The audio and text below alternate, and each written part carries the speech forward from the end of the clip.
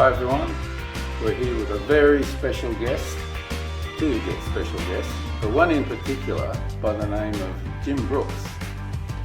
Jim was at Heard Island in 1953, and he was at the very founding of Mawson when it started.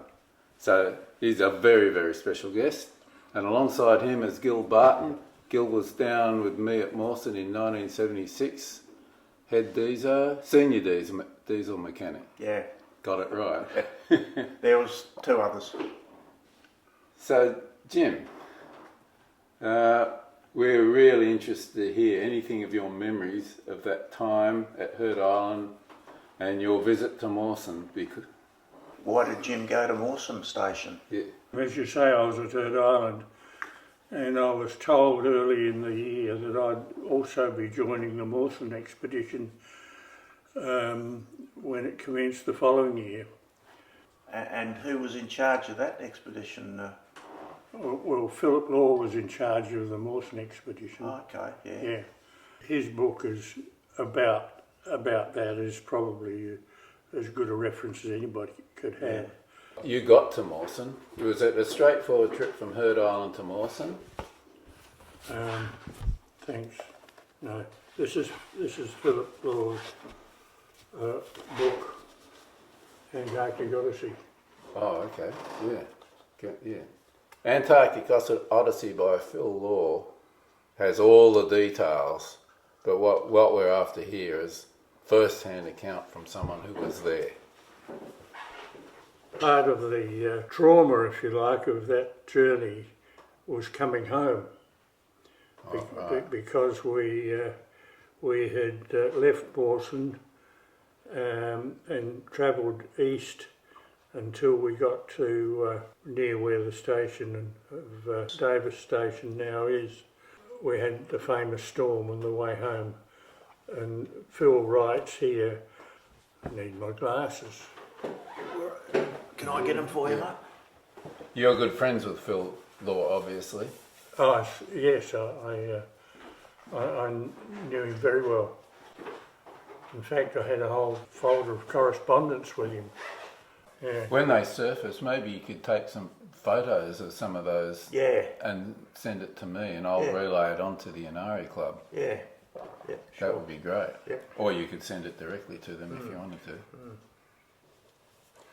Yeah. No, he writes here, in Kistadan, the fuel in the deep tank forward had been used, as had much of the fresh water from the forepeak tank. If the pipes had not frozen up, seawater could have been pumped into those tanks, or fuel could have been transferred from the double-bottom tanks to the deep forward tank. About 200 hours the captain lost control of the ship. No combination of rudder and engine revolutions could counteract the force of the wind on the bows, and Kistadan broached to, with her starboard side into the wind. Lying over on her port side, she drifted helplessly, pounded by every breaking wave and held in a permanent list by the hurricane. I have never been so terrified. A gust of wind and a huge wave would strike the ship and she would heel over the 70 degrees. And there she would hang and shudder as though debating whether to continue on or return, and so forth. He's written very graphically about that. Now you were there and experienced it yourself. I was there and experienced myself. I woke up at about 6 o'clock in the morning. And the first, I knew where the ship was on its side virtually. There was a bank of small drawers against the wall on the not the outside, the centre side, and one of those drawers worked its way loose as the ship was over, and the drawer shot out and hit the other wall before it hit the floor. Wow. That's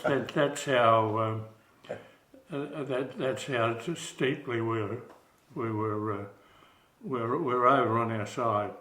Yeah. Really, we're like that. Yeah, because us two are on the Nella Dan, which we thought it was horrendous when it got to 45 to 50 degrees. Yeah. But you say it got to 70 degrees. That's virtually completely Jim, on its side. You were saying that you walked outside and you spoke to one of the officers. Oh yeah, well I after that drawer hit the outside wall of the cabin, I got out of bed, scrambled out and out into the hallway, and with the ship canted over at about 50, 60 degrees. This was staying on one side all the time, was it? Not swaying, but staying. Yeah, staying on the one Right, side, yeah. blown by the wind. And I saw the chief engineer coming up from the engine room, and all he did, he looked at me and he just shook his head like this. Didn't say anything. He just shook his head. That would have been petrifying. So what did you interpret that to mean? I interpreted it to mean that he thought we were in a very, very dangerous situation. Yeah. Yeah, that wouldn't have been too good. No. Sometime after that, we had the second officer of the ship, Bill Peterson, who later became captain of those ships, and he stayed with us here many years later. Captain Peterson, was it? Yeah, yeah. Yeah. Not the same Captain Peterson as was in the first one. Okay. But anyway, what I was going to say was that he was telling us that the fourth engineer, during the storm, the fourth engineer had to lie under the floor of the engine room where the cooling water for the engine came in from outside, and he had to keep unblocking of brash ice so that the engine didn't overheat. Wow. And he was doing that for hours. Wouldn't have been too good if the engine had stopped. No, well, I mean, we wouldn't be telling a story if the engine had stopped. No. So how long was this going on for? I think about midnight it started until at least, I would say 12, 13 hours. Wow. Oh, No thanks. you'd have a nervous breakdown after that, wouldn't you? Yeah. I think I would have. Yeah. And was anyone injured on board at all? No, I don't think so. There wouldn't be too many ships that had take a pounding like that. Well, where they'd survive. especially inside the pack ice, because Yeah. normally that's fairly calm in there, isn't it? That's right. Yeah, but if a storm comes up, remember on the Nella, we had to get out of the pack ice when the storm hit because it was too dangerous to be in there. Yeah. No, well, that was a life-changing experience, those few hours. Yeah, that's for sure. But And what age would you have been then, Jim? Well, this was 1954. I was 24. 24. Similar age to me when I was down there. And you would have been thinking about, well, we might have to man the life jackets and... No, I hadn't. That never occurred to me. Didn't it? No. No? Because they probably wouldn't do you much good down there. No, No, well, it wouldn't have done you any good if you... Yeah. No good at all with a boat like that. No. That just shows a drawing done by one of the expeditioners of the Just lift it up a bit so it's above those mics. drawing of the ship laying over on its side. I don't know whether you can get a good view of that, but There's a quote from Phil Law's book on the back of that where he says, "I have never been so terrified. A gust of wind and a huge wave would strike the ship. She would heel over to 70 degrees. There she would hang and shudder as though debating whether to continue on or return. For what seemed like a minute, I would hold my breath, saying, 'No, no,' with my heart thumping against my ribs. Then she would lurch back to the 30-degree mark, only to be hurled over again to lie flat on her side. When in my bunk, I was lying on the bulkhead for half the time instead of on the mattress. There have been a number of occasions in my life when I have been afraid, but never have I experienced, either before or since, terror extending unrelieved over such a long period of time. I don't think anyone on the ship ever really expected to survive, and over a period of 12 hours, each large roll seemed likely to be the last. That's from Philip Law's book. And you would have felt exactly the same, I guess. Exactly, yes. And I've written here, as part of what I wrote, being aboard a vessel listing for hours at an unbelievable angle in those seas was terrifying. The roll indicator markings above the doorway leading down to the engine room stopped at 35 degrees. The indicator hand was hard over, seemingly for hours on end, first one way and then the other, as the ship's heading changed at the behest of wind, sea and the captain's attempt at control. And all the while the huge seas, unbelievably mountainous, were strewn with bergy bits the size of houses which hit the ship's hull and scattered across the deck and superstructure with such a roar I will never forget. Nobody took photographs. There seemed no point. Yeah, amazing. So tell us, Jim, eventually you got out of that. What was that like? What happened? Well, ultimately the wind Dropped off. dropped off as the system had moved, and we were left becalmed in a sea of brash ice for 2 days. Wow. Yeah. Yeah. Wow. And Eventually the boat managed to force its way out, did it? eventually the boat managed to edge its way out. Yeah, that's right. Right. So there wasn't a lot of damage done to the ship, like on the superstructure above the waterline? No, well, the aircraft on the back was blown off. Blown off. So that's lost, I guess. Yeah. Oh yeah. That's amazing. And they were, what sort of aircraft was that, Jim? Osters? Osters, yeah. No helicopters those days. No. After which I believe Oster Penguin Rookery was named after those aircraft. Yeah. Quite Yeah, possibly. it was, yeah. I was flown into Mawson on the way in when the ship got stuck in all that fast ice. You were Did a they fair have- way offshore, weren't you? Yeah, it was that fast ice every year around Mawson. Well, when I Yeah. went down there, It when was, yeah. Jim, Phil. Phil went down there in 1975, you were a fair way offshore, Yeah, weren't we were you? about You 30 were miles flown- offshore. You were flown in. That's as close as we could get. But when I went down there, that was January 76. A couple of months later, it was we got the ship right into the Mawson Harbour. There was really no fast ice there at all. no. Because I remember looking through my diaries, one day the ice was there, next day woke up, open ocean. Yeah. Was it? But tell us now a little bit about being at Mawson before there was a Mawson base. I find that intriguing. Well, I've got photographs of Mawson before there was anything there. They're on the dining room table. I'll go and get them. Do you want me to get them, mate? I'll You know what you're looking for, I mate? know what I'm looking for.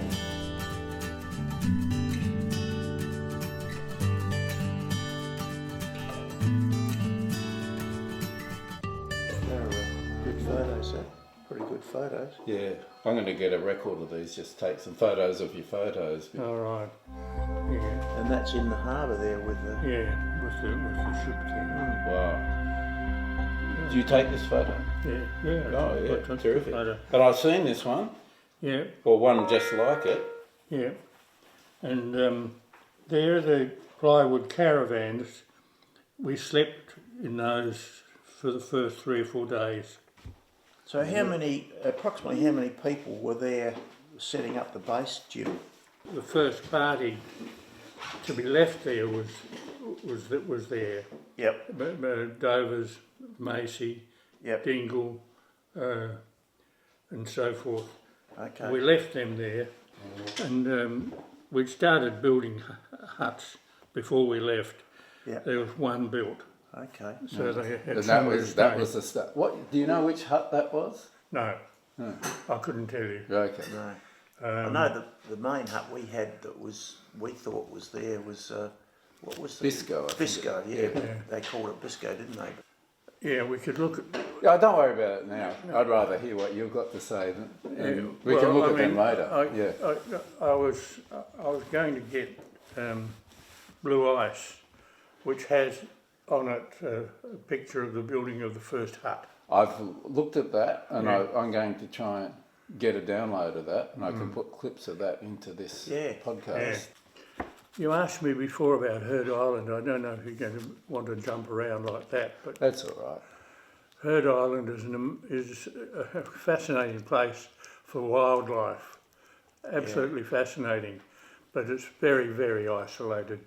Very, very isolated. That bit hasn't changed. Beautiful. Did you stop there? I know, but I've looked at lots of movies on Heard Island. Yeah, it's quite striking scenery, and the wildlife is fascinating. Yeah, it would be. Because Heard is just beneath the Antarctic convergence zone, which makes makes it very similar to the Antarctic in temperature. In some ways, yes. Yeah. The weather's very changeable. And it goes from very, very severe to dead calm very quickly. Oh, you did get some dead calm there. Oh yeah, yeah. Okay. Yeah, that's right. We've talked to people who have been there and still haven't seen Big Ben. That's quite possible. Yeah. Did you do a bit of climbing around up the mountain? It's too big to just go and climb up the mountain, which is here. Yeah. There's sooty albatrosses, Oh, yeah. and that's Atlas Cove. Okay, yeah. That's where the camp is, Yeah. and that's where my geophysical buildings were. Oh, let me Magnetic. just have a quick look. Magnetic I'm observatory huts. interested in that bit. Phil would be interested in that. Yeah. Right, where are they? These over here on. Over in there. Oh, Yeah, okay, yeah. right. These sooty albatrosses were just above the West Bay huts, actually. And they nested there, obviously. Yeah, that's right. Penguin Road, where the penguins were climbing the mountain, And what sort of penguins were they, Jim? and they're mainly gentoo penguins Gentoo Right. penguins. or macaronis. Okay. Yeah.